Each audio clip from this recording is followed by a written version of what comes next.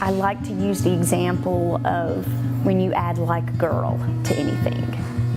So for me, that sort of boils it down. If we can begin to realize that being called a girl or being called feminine is derogatory, it's an insult. If that's true in our culture, then what does it say about how we feel about women? And what does it say about how women are taught to feel about themselves? So if we think about how we tell stories, and stories make up our culture, we think back to some of our earliest stories in Western culture, and those would be fairy tales. So for example, something like Sleeping Beauty or Snow White. Our understanding of women's sexuality from those are very passive. So in both of those stories, the woman falls asleep and must be woken by a man's kiss. And that's as passive as you can get. The woman is essentially almost dead. And we have that same pattern of extreme passivity with women's sexuality repeated over and over in Western culture. And so if we live in a culture where women are taught, and everyone's taught, that being a woman and being feminine is a bad thing, I don't want to live in a place like that.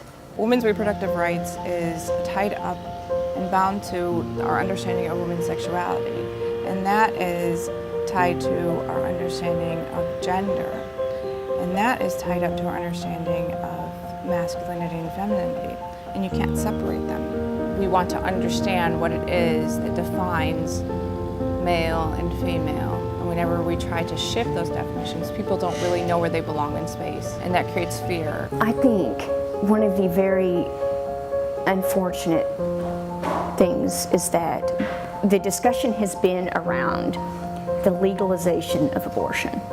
I don't think that's what our discussion should be about.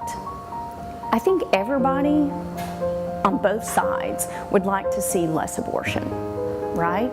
Even pro-choice people don't want women to be put into that situation. What we should have the discussion about is how do we really provide resources to women so that they don't get into that situation.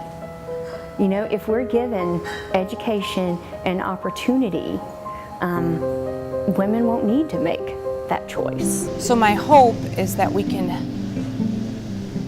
come to people and educate them in a way that eliminates their fear about whatever is happening. If we respond to our call for empathy with empathy, it works a little better. If the majority thinks that a group of people shouldn't have rights, does that make it okay? You know, just because a majority is misinformed and a majority is sexist and racist, does that mean that's the right direction for our country? I don't think so. I think it goes against the basic principles of our country. Maybe what we need to do is better educate people rather than going backwards.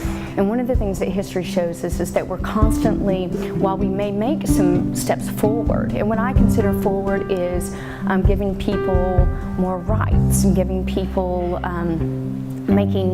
creating equality and equal opportunity.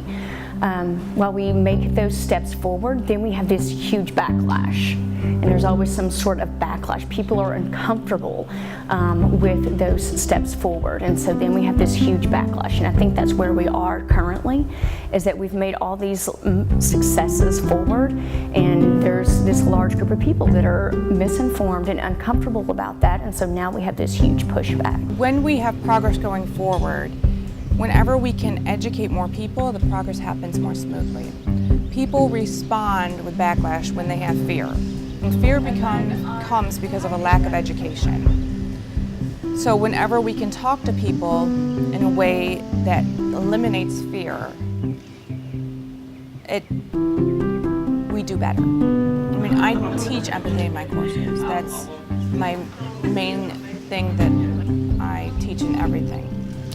And so if we can do that as we try to progress and say, okay, why is this person resisting helping people? What is their fear based in and how can we eliminate that? We're going to do better. You know, while things have changed and gotten better, we have new limitations. You know, it's just that things have changed, and now we have to address these other issues. And there's always going to be, with the change and with the good things that have come, there's always going to be new issues to address.